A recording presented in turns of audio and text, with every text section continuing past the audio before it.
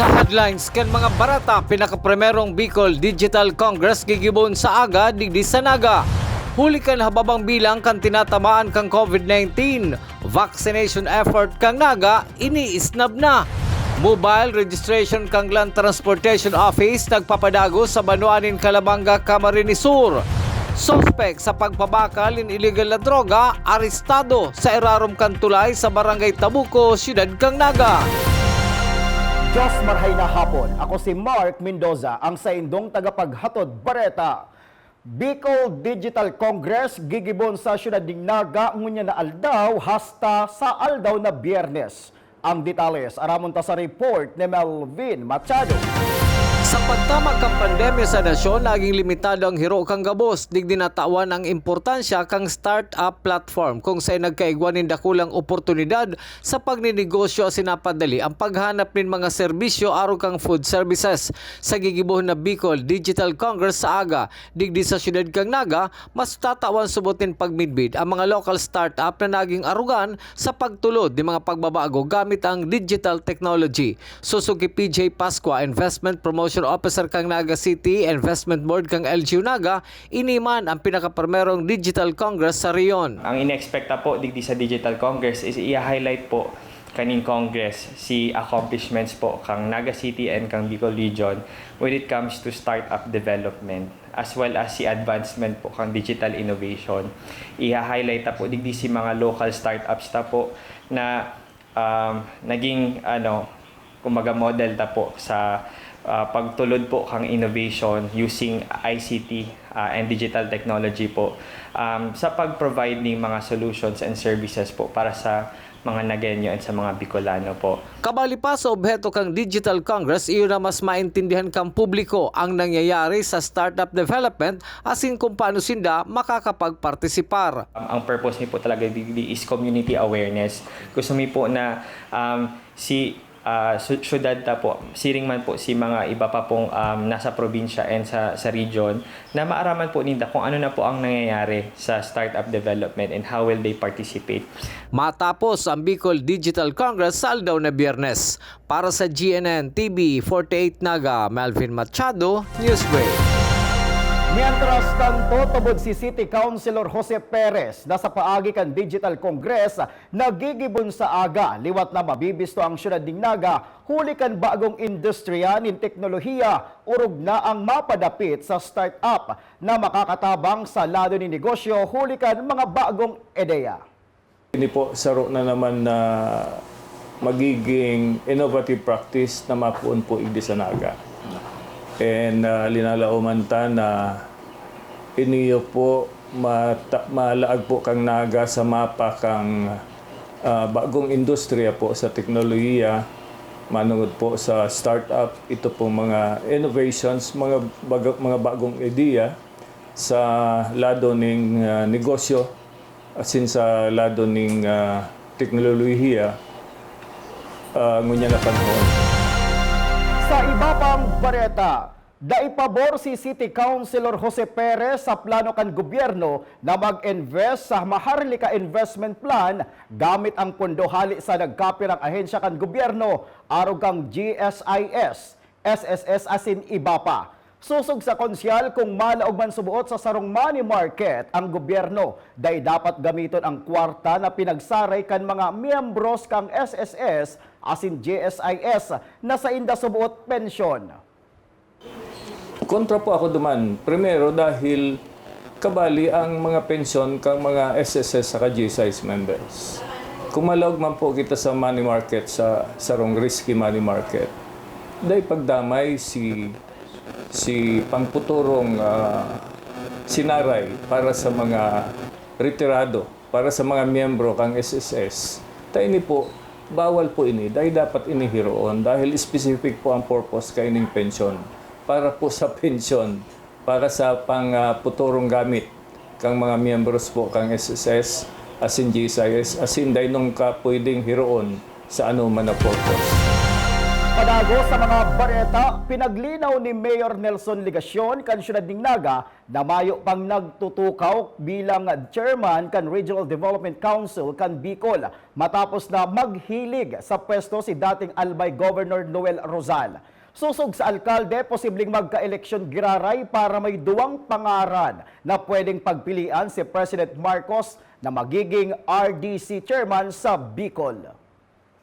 Automatic by reason of the assumption to office ni Governor Grex Lagman, member siya kan council. Alagad as to chairmanship, talagang nakadepende po yan sa presidente kan Pilipinas. Posible na ibalik giraray sa RDC si nomination given na ang punto po kaya duwa si pangaran na ipinapadara sa Palasyo Malacanang, tanganing makapagpili ang presidente. Pero kung sarok na lang, mayo nang hindi ka na makakapag-exercise kang discretion na makapagpili. So, it is possible na ibalik. Sa iba pang bareta, mobile registration kang Land Transportation Office pinagigibungon niyan sa Banawaanin, Calabanga, Camarines Sur. Aramot ang kompletong detalye sa report ni Jerome Breeze. Tanganing mairani sa mga taga Calabanga na may sa dirinin bihikulo asin mayo pa ni na lisensya asin rehisto ang lunadan. Pigmarhay kan lokal na gobyerno kan Calabanga na magkaigwanin outreach program sa pagikan mobile registration pon kasudma. Para sa mga makanin na student permits, darahon sana na mga kaipuhan na requirements aron ka na PSA birth certificate asin na IDs. Kasi po ang sabi niya by resolution, pinagburutan po na i-request ang Land Transportation Office na district na magpasirepwede sa sa Banawaanin, Calabanga. Nangani po na mag-concerning mobile registration. At the same time, mag-ianan sa tuyong mga kababayan sa Calabanga na dahil naman pa sa district office ng LTO na magkuhaning student permit as in vehicle registration. So far po kasi primerong aldaw, iba po yung quota ang initial testing ng 48 vehicles na per day.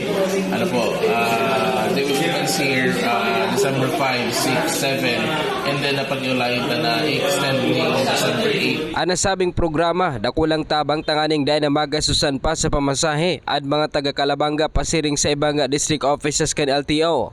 Si Dante Mulieda na tulong taon na nga mayong lisensya, dakulan pa salamat ninuliman sa nasabing programa. Nakula po ni pong pasalamat lalong-lalo na po sa mga makuha ng student permit. So nakula na po para sa mga nakagiana na dahil na po kami maabala as in sa transportasyon. Ngayon na po dito sa Calabanga Ganda. Student permit ko na inabot ng pandemic, so big sabi ko mag-Sir Nestor, dahil na po da siya, kaya ito na po sa uliton, mag-ulit kagirari ako magkuha. So nagkuha po ako dito. So hindi man po, nagpapasalamat man po ako sir, naka-avail man po ako hindi. Sa lado kan Land Transportation Office Naga, iniparte kan sedang Road Safety Program kan opisina, tanganing mabawasan ang aksidente sa tinampo. Dagdag pa kan opisyal, nakadaklan sa naaksidente ang mga nakainom, basa duman sa sendang latest statistics. Po part po ni kang road safety na piki-implementar kang Land Transportation Office ta kung sa tuya po bagang nabasa sa report kang World Organization, so nagkakaigwa kita ni 1.35 million na road crash around the world. So sa pagi po kani nakakapagtao po kita ning mga pagirumdum na mga duman sa mga day dapat gibuhon. Kasi naglalaon po kita sa paaging ini mababawasan ang mga road crash na mangyayari sa satuyang katinampuan. Ang nasabing programa matapos hanggang petsa 8 kan presenteng bulan, tanganing maakomodar ang iba pang maaprobitsar kan mobile registration. Para sa GNTV 48 Naga, Jerome Breeze, Newsbreak. Sa pagbabalik ng Newsbreak, bilang kang nagpapabakuna sa Syudad Dingnaga kadikit. Yan asin iba pa mga bareta sa pagwelta kang GNN TV 48 Naga Newsbreak.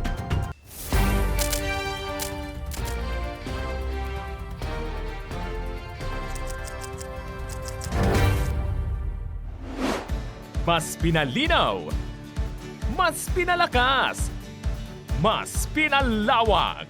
Ang GNN TV 48 Naga, digital na! Kung ang inyong TV sets ay digital ready na, pindutin ang scan o search channel button at makikita ang GNN TV Channel 48. Maaaring gumamit ng indoor o outdoor antenna para sa mas klarong panonood. Ganito rin ang gagawin kung kayo ay gumagamit ng digital box. Sa mga susunod na araw, asahan ang mga programang malapit sa puso ng mga Bicolano. Sa oras ng sakuna, isa sa mga kailangan natin sa ating tahanan ay isang gubag. Ang isang gubag ay naglalaman ng tubig, mga dilata at biscuits upang hindi tayo magutom, energy bars o energy drink, first aid kit, communication devices tulad ng flashlights at batteries, whistles o pito, portable radio at extra cellphone. Mas mabuti kung meron tayong prepaid load guard. Tools tulad ng Swiss knife at gunting. Maaari din tayo magdagdag ng lubid. At huwag natin kakalimutan ang hygiene kit na naglalaman ng sabon, tissue, toothpaste, toothbrush at face mask. Sa lahat ng oras, laging bukas nakahanda ang aming tanggapan. Tandaan, ang Bicolanong alerto, pirming protektado. Naghahanap ka ba ng one-day printing? Look for AET Ads. We offer tarpaulin printing, billboards, panflex, laser cutting, and stainless for quality signages and many more. Your signage is the face of your business. Kaya ano pang hinihintay mo? I-level up mo na ang signages at billboard mo. Matatagpuan sa Pabidon 4, Door 5, Panganiban Drive, Naga City, in front of Boy Scout and Girl Scout of the Philippines. Sa Central Branch, located at Barangay Dinaga, Naga City, Salbay, Barangay Sagpon, Daraga Albay. For inquiries, you may call or text at 205-5322 or 0998-952-7485 and look for Mr. Willis Soliman. AET Ads ka na, your one-day quality printing.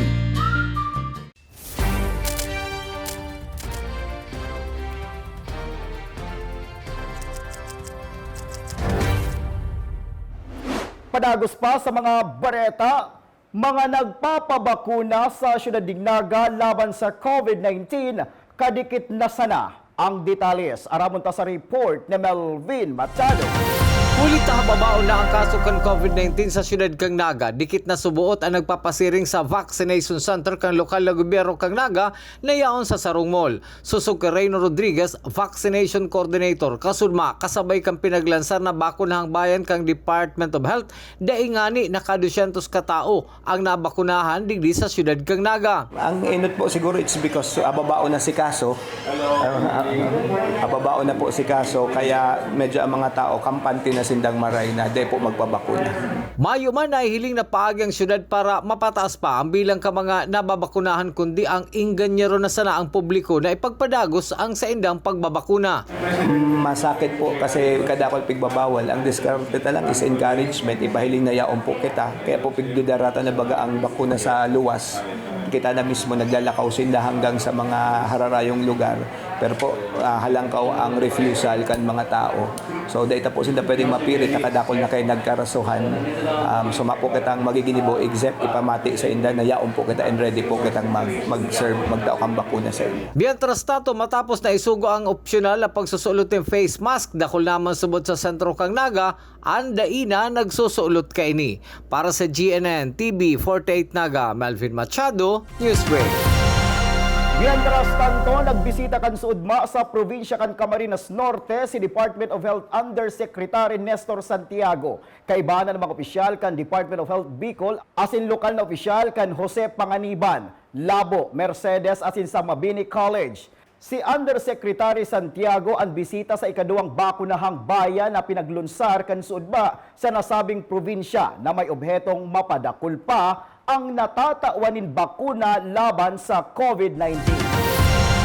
Sa Satuyang Police Report, sa irarong kan Tabuco Bridge, naaresto kan mga operatiba kan Police Station number 5 ang suspek na si Ricky Tabagan Ipaga, residente kan Barangay Triangulo, Syudad ng Naga. Nakumpiskar sa iya ang 1.2 grams sin shabu na nagkakantidad maning 8,000 pesos. Susog sa PNP, nasa drug watch list ang naarestong suspek na maaatubang sa kasong pagbabakal subuot ng illegal na droga. Sa iba pang police report, nasa taas ang ruweda kan bihikulong na aksidente sa Barangay Mabolo kan Sumanggi. Huli tayaon subuot sa empluwensya nin arak ang driver kaini. Susog ki Nestor Lanoza kan Land Transportation Office, kadaklan sa mga nakakasabat nin road crash ang iyaon sa empluwensya nin arak ang driver na nagpipirit na magmaneho. Nagpatanid man ini sa gabos na motorista na maging maingat urog nangunya na sibot subuot ang gabos sa pagpreparar kan mga aktibidad sa Pasko. Kung sa tuyang hihilingon ang Anti-Drug Driving Act Law, mahalon po ang mga multa po kayan dahil base po sa statistics, iyan ang pinakadakol na nangyayaring aksidente na nagmamaniho ng nakainom. Igdi po sa tuya, base sa report ng Central Office, on January hanggang August po, iba po kita ng 400 tong road crash accident. Ang 300 po igdi, imbwelto po na nagmamaniho ng nakainom. Panago sa mga bareta, LGU Pasakaw naghahanda na para sa pagsabat kay Jeanette Reyes matapos koronahan bilang mutya ng Pilipinas Tourism International. Detalles aramon ta sa report ni Jerome Brink.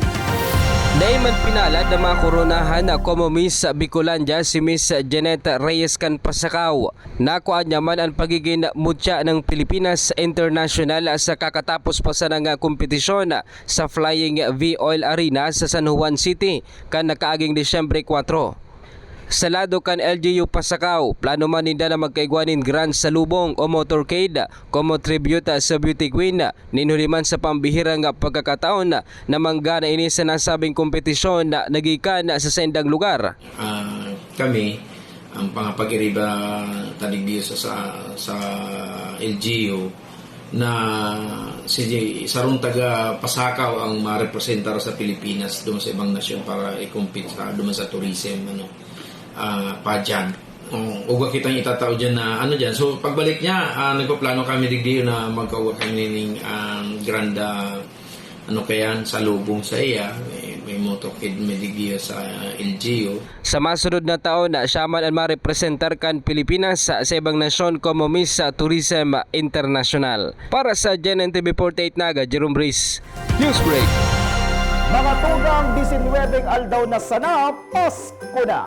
Asin yan, ang kataripunan kan mga bareta ngunya na aldaw. Day malingaw na bisitahon ang Samoyang official Facebook fanpage. Asin ilike ang GNN TV 48 Naga para pirmi kitang updated sa mga bareta asin istoryang bida ang Bicolano. Liwat ako po si Mark Mendoza. Digdisa na yan sa GNN TV 48 Naga Newsbreak.